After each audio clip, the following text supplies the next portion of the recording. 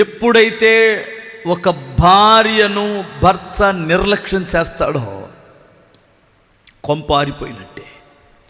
ఎప్పుడైతే తన భార్య భర్తను నిర్లక్ష్యం చేస్తుందో కొంప ఆరిపోయినట్టే.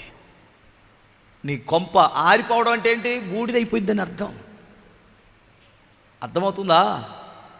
ఎట్టి పరిస్థితుల్లో నువ్వు బాధ్యత కలిగినటువంటి వాడిగా ఉండాలి. కుటుంబంలో భార్య, ఆమెకి ఏముంది? కట్టుకోవడానికి ఉందా? తినడానికి ఉన్నాయా?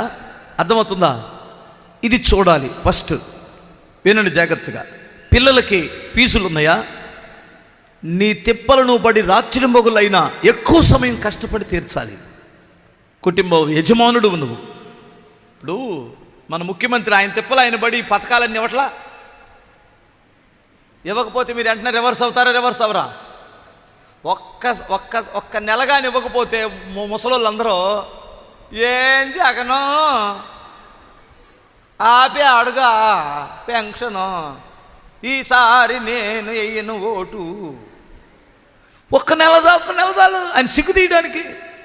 అంటే తీసుకునేటప్పుడు అంత బాగుంటుంది, కానీ ఒక్క నెల ఆపితే వెంటనే రివర్స్ అయిపోయే మానవ తత్వం ఇది, మనుషుల తత్వం ఇది.